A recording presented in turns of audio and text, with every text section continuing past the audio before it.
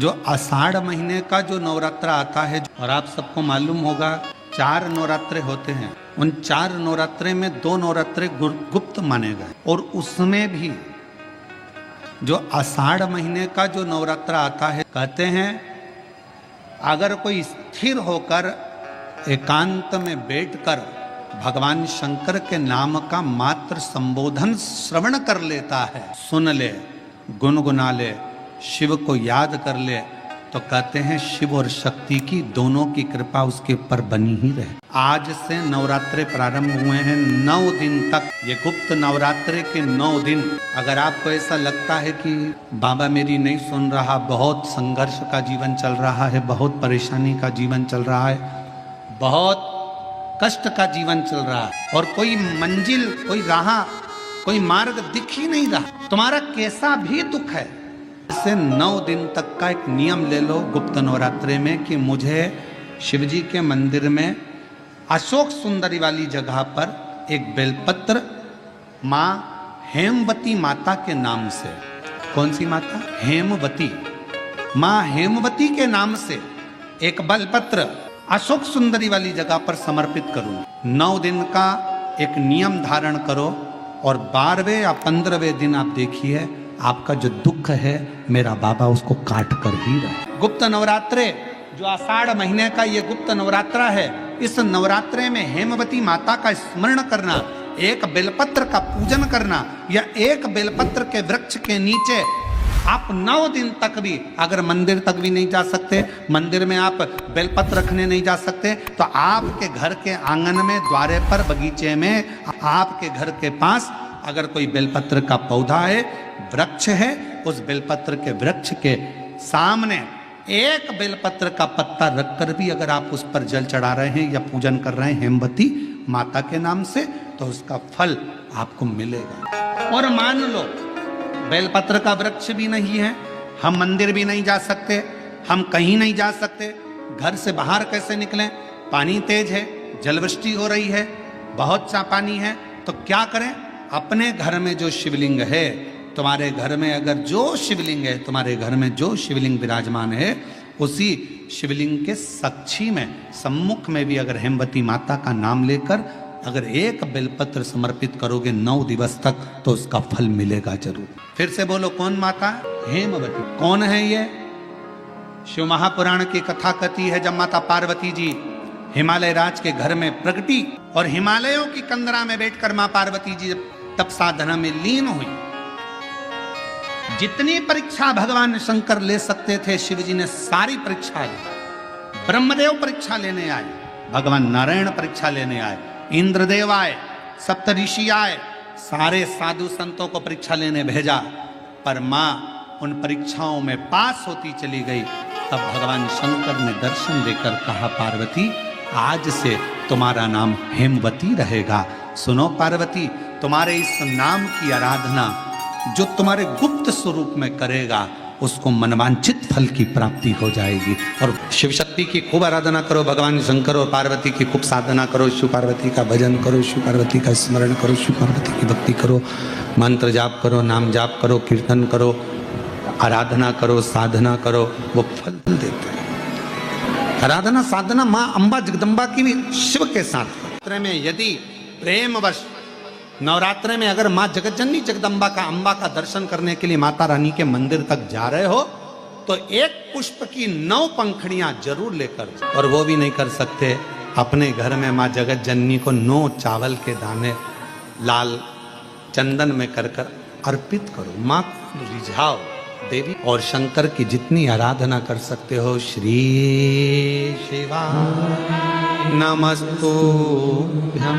जैसे माताएं कहती हैं हम नवरात्रे में माता जी का व्रत रख रहे हैं, हम नवरात्रे में ये उपासना कर रहे हैं, हम नवरात्रे में माता की ज्योत खड़ी कर रहे हैं, हम नवरात्रे में माता का अनुष्ठान, बिल्कुल करो, अनुष्ठान करना जरूरी है। आप व्रत करती हो जरूर करो, आप साधना करती हो, आपके घर में जैसा होता है वैसा करो, आपके घर में जो होता है वो करो, पर साथ में नवरात्रे में यदि प्रेमवश नवरात्रे में अगर माँ जगतजननी जगदम्बा का, अम्बा का दर्शन करने के लिए माता रानी के मंदिर तक जा रहे हो, तो एक पुष्प की 9 पंखड़ियां जरूर लेकर, या 9 पुष्प लेकर, और वो भी नहीं कर सकते, अपने घर में माँ जगतजननी को 9 चावल के दाने लाल चंदन में कर कर अर्पित करो, माँ को रिझाओ, देवी को रिझाओ और शंकर की जितनी आराधना कर सकते हो। श्री शिवाय नमस्तुभ्यम।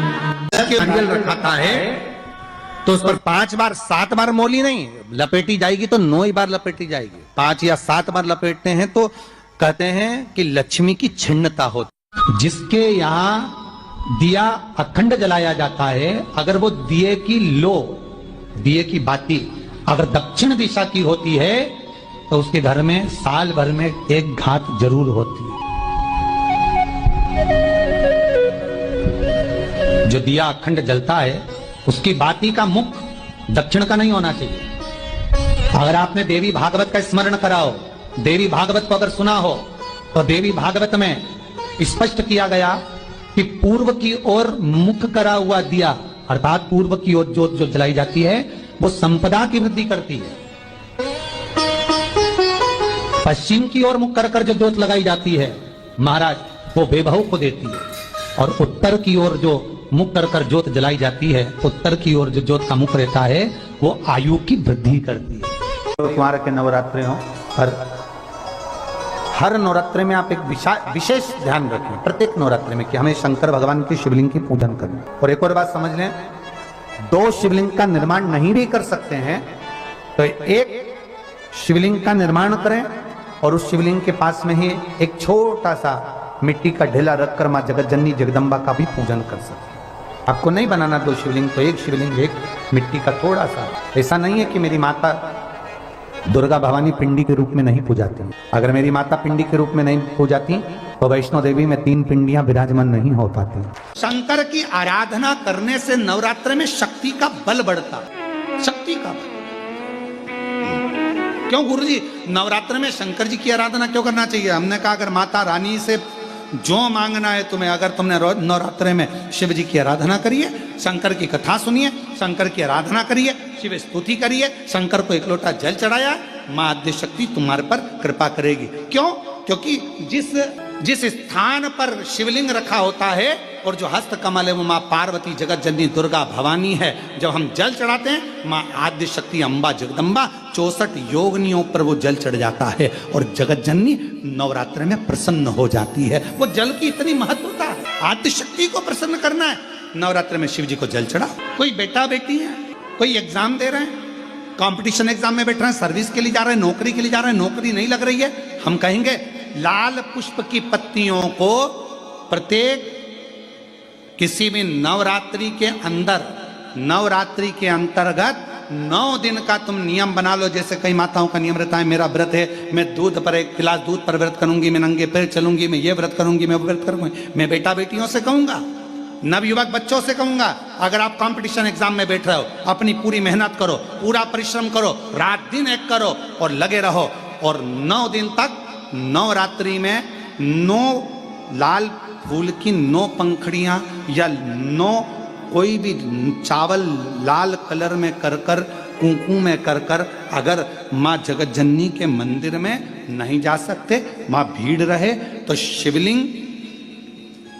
शिवलिंग की जो जलाधारी है, जहां पानी गोल घूमता है, इस जलाधारी पर कहीं पर भी नवरात्रे में 9 दिन तक या तो लाल फूल की पंखड़ी 9 या 9 चावल के दाने लाल कलर कर कुंकू में, लाल चंदन में उस स्थान पर चढ़ाना प्रारंभ करो। 9 दिन के बाद तुम्हें 15 दिन और निकलेंगे, उसके बाद तुम्हें खुद लगेगा कि तुम्हारी जॉब, तुम्हारी नौकरी तुम्हारा बाबा ने लगाया है। शक्ति का बल, परिश्रम जरूर करना, मेहनत जरूर करना, रात दिन पढ़ाई एक साथ करना और अपने परिश्रम को नहीं छोड़ना। मेहनत जरूर करो पर साथ में ये प्रयोग भी करो नवरात्रि का।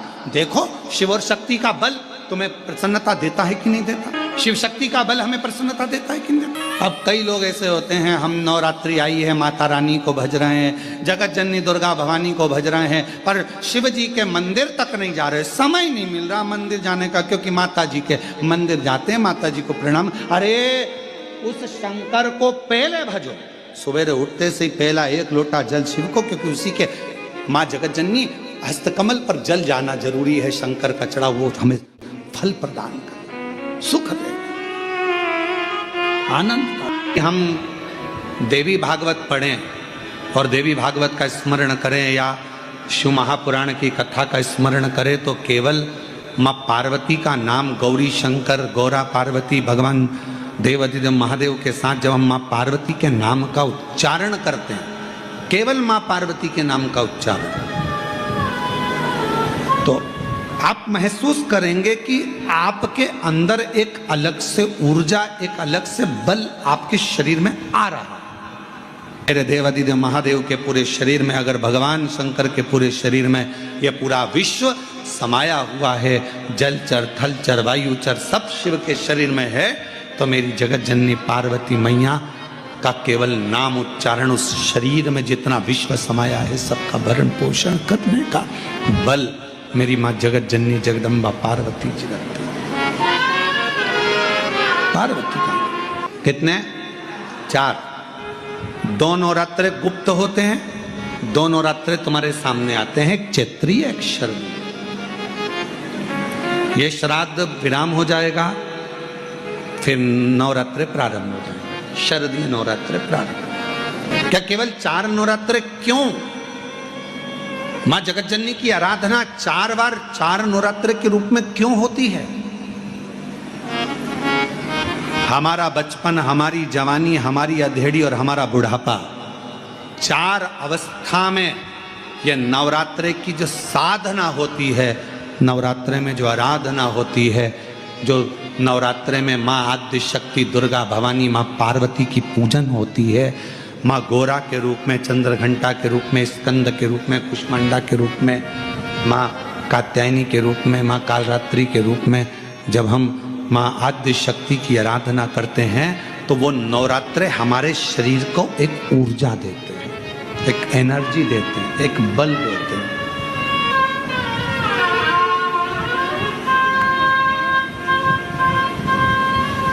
गौरी शंकर कहो, गौरी शंकर कहो, वर प्रदान है। आम के पल्लव में शंकर का आशीर्वाद।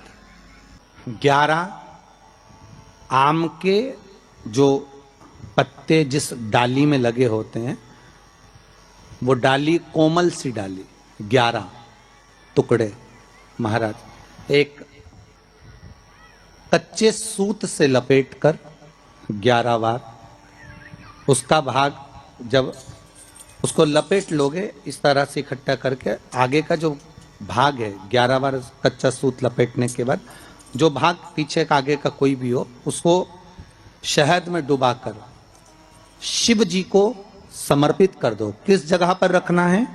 अशोक सुंदरी वाली जगह। अशोक सुंदरी की जगह जानते हो आप लोग, पहले भी आपको बताया है, आज फिर आपको वर्णन कर दें। जैसे ये गोल जलाधारी है, ये शिवलिंग रखा है,